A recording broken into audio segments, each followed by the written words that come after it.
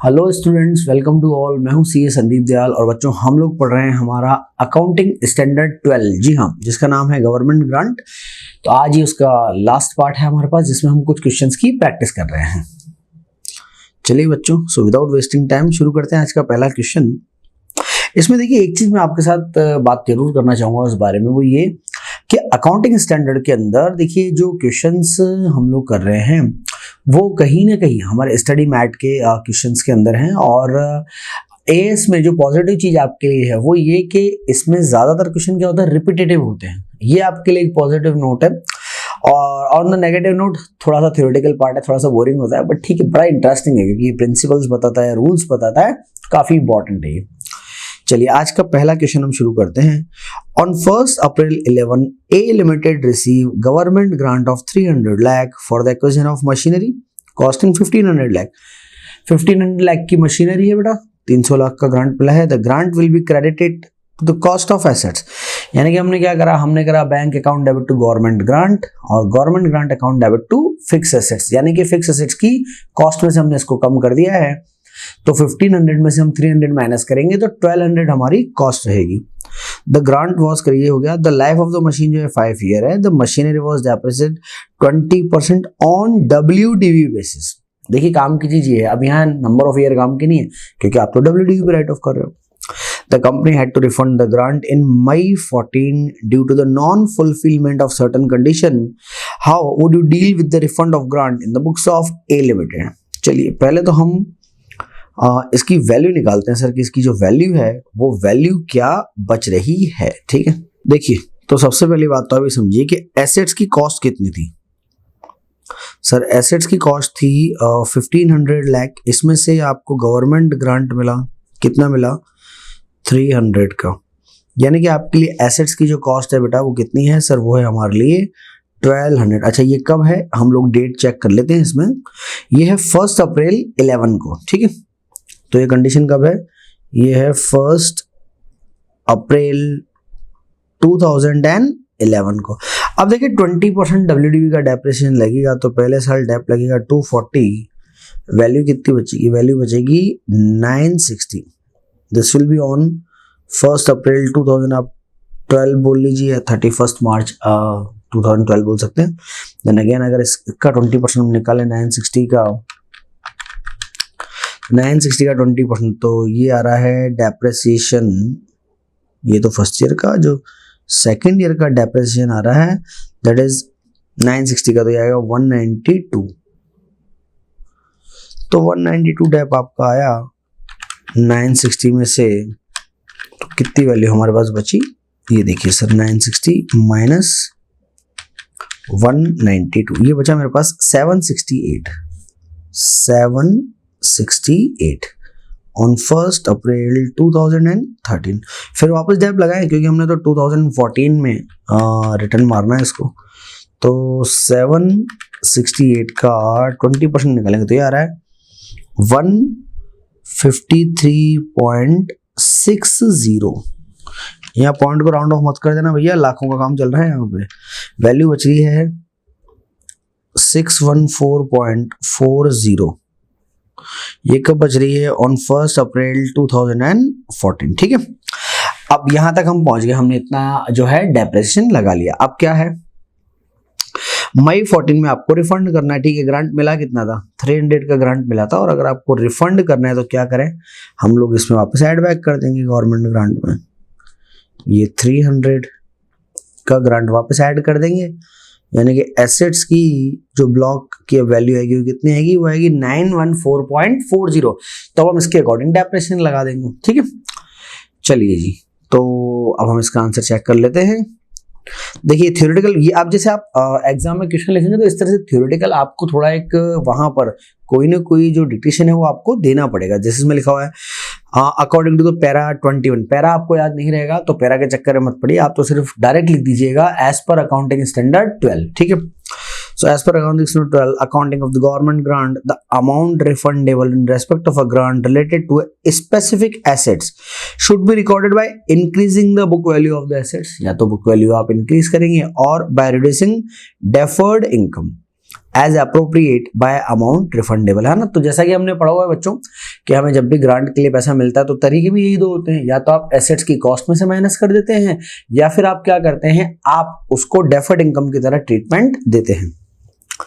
चलिए जी, where the book value is increase, depreciation on the revise book value should be provided prospectively over the residual life of the assets. तो बोल रहे हैं sir कि इसके बाद जब हम लोग यहाँ पे बेसिकली हम लोग जब यहाँ पर डेप्रेशन लगाएंगे तो किस पे लगाएंगे, वो लगाएंगे हम लोग न्यू वैल्यू के ऊपर, ठीक है।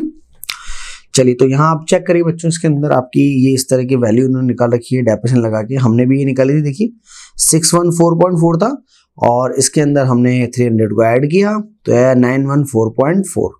तो जैसे कि मैंने बोला था अब डेप्रेशन इसी पे लगेगा, तो इसमें लिखा हुआ है that depreciation at the rate of 20% on the revised book value amount rupees 914 lakh is to be provided prospectively over the remaining useful life, that means for the year ending 31st March 15 and 16। क्योंकि देखिए total life 5 साल की थी तो 3 साल हमारे निकल चुके हैं, 2 साल हमारे और बचे हुए हैं, ठीक है। चलिए, तो ये तो आज का हमारा पहला क्वेश्चन हुआ। अब हम बढ़ते हैं आगे नेक्स्ट क्वेश्चन की तरफ। चलिए, अगला क्वेश्चन जो है बेटा ये आपके लिए होमवर्क रहेगा, क्योंकि अगेन ये रिपीटेटिव क्वेश्चन है तो मैं भी करा करा के बोर हो चुका हूँ अब इनको, है ना। तो प्लीज आप इसको होमवर्क में ट्राई कीजिए। हाँ, जो क्वेश्चन अच्छा होगा, नया होगा, वो मैं जरूर आपके साथ डिस्कस करूंगा।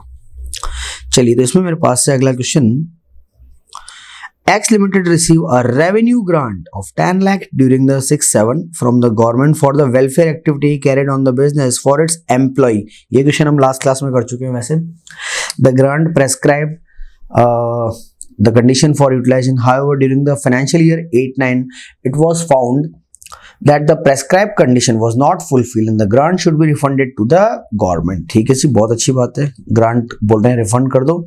show how the matter will deal in the financial statement। देखिए इसमें क्या होता है, जो आपकी रेवेन्यू नेचर की ग्रांट होती है, हम लोग ऑलरेडी इस पे बात कर चुके हैं कि जो हमारी रेवेन्यू नेचर की ग्रांट होती है बच्चों, उसमें हमें करना क्या होता है, उसमें हमें उसे बेसिकली जितनी हमारी लाइफ होती है ना, या जो हमारी प्रेस्क्राइब कंडीशन का टाइम पीरियड होता है, उस टाइम पीरियड में हमें धीरे धीरे उससे ब्लॉक्स में अमोर्टाइज करना चाहिए P&L में। और अगर आप जब रिफंड करते हैं तो रिफंड कर देने में आप क्या करेंगे, जितना अनअमोर्टाइज पार्ट बचा है डेफर्ड इनकम का उसको डेबिट करेंगे और बाकी जो शॉर्टफॉल पड़ेगा उसके लिए हम P&L अकाउंट को डेबिट करेंगे। तो डेफर्ड इनकम अकाउंट डेबिट या deferred grant account debit, P&L account debit to bank, ये एंट्री हमारी होती है। और एक चीज हम ध्यान रखेंगे, अगर हमें कभी भी ग्रांट का रिफंड करना पड़ता है तो ध्यान रखें that is an extraordinary event as per accounting standard 5, ठीक है। तो हमें इसका भी नोट्स टू अकाउंट्स में एक डिस्क्लोजर देना चाहिए। चलिए जी, तो अब हम पढ़ते हैं इन्होंने क्या इसमें प्रवचन लिखे हैं। तो चलिए बच्चों, इसमें देखिए हमारे पास क्या लिखा हुआ है sir. So as per AS12 government grant, a grant that become refundable should be treated as an extraordinary item as per the accounting standard 5, net profit or loss for the period, prior period item and change in the accounting policies। ये AS5 का नाम है बेटा। The amount refundable in respect of government grant relating to the revenue, it is applied first against the unamortized deferred credit remain in respect of grant, जैसा कि मैंने आपको बताया, and to the extent that amount refundable exceed any such deferred credit and where no deferred credit exists, the amount is charged immediately to the P&L statement। ठीक है, तो बोल रहा है अगर डेफर्ड इनकम वाले में कुछ अगर बैलेंस बच रहा है तो आप उसको डेबिट करेंगे, नहीं बच रहा है तो आप P&L को डेबिट करेंगे।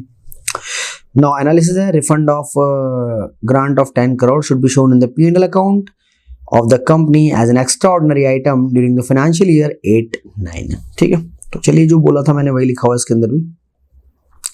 बढ़ते हैं हम लोग, अगला क्वेश्चन देखो वापस सेम है, बिल्कुल रिपीटेटिव क्वेश्चन है, वही है, एम्प्लॉय के लिए ग्रांट ली थी वापस कर दी। ठीक है, तो मुझे कहने की जरूरत नहीं कि अब आपको उसका क्या करना चाहिए। क्वेश्चन नंबर 14 जो है वो फुल आपका एक थ्योरी क्वेश्चन है। 14 और 15 बेटा ये एक्चुअल में जो डिफरेंट टाइप की ग्रांट होती है ना उसके रिफंड को लेके आपसे बात कर रहा है। ठीक है, तो चलिए हम इसको रीड भी कर लेते हैं, इसी बहाने लगे हाथ और क्या। चलिए देखिए 15 में जैसे अगर लिखा हुआ था कि भाई explain brief the treatment of refund of government grant in line with AS12 in the following 3 situation when government grant related to revenue. तब क्या करते हैं, अभी हम लास्ट क्वेश्चन में करके आए हैं। Number 2 government grant related to specific fix assets, and government grant is in the nature of promoters contribution. ठीक है, चलिए तो हम लोग तीनों का पढ़ लेते हैं आराम से।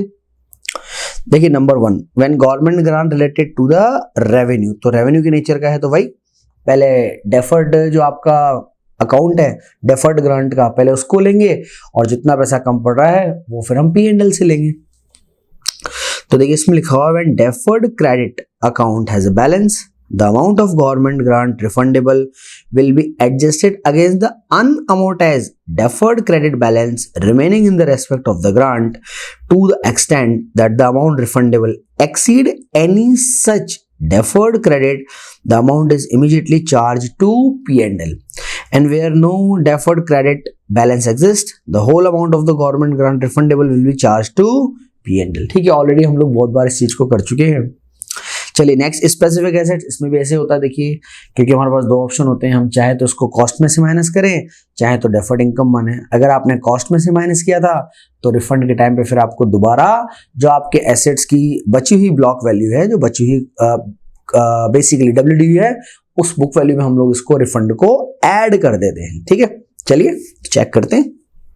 और एक आपका वो डेफर्ड इनकम वाला है सेम इसमें, तो इसमें लिखा हुआ है देखिए where at the time of receipt the amount of government grant reduce the cost of assets, the amount of government grant refundable will increase the book value of the assets। यानी कि हम क्या करेंगे सर, हम उसे book value के अंदर add कर देंगे। and where at the time of receipt the amount of government grant was credited to deferred grant, यानी कि अगर आपने deferred grant पर रखा था, then amount of government grant refundable will reduce the capital reserve or unamortized balance of the deferred grant as per appropriate। ठीक है, अब प्रमोटर कॉन्ट्रीब्यूशन की देखिए बेटा, प्रमोटर कॉन्ट्रीब्यूशन में करते क्या है, प्रमोटर कॉन्ट्रीब्यूशन में हमें जब ग्रांट मिलती है ना सर, तो हम उसे ले जाते हैं कैपिटल रिजर्व के अंदर। तो अब रिफंड में भी किसको काम मिलेंगे, कैपिटल रिजर्व अकाउंट को हमको डेबिट करना पड़ेगा।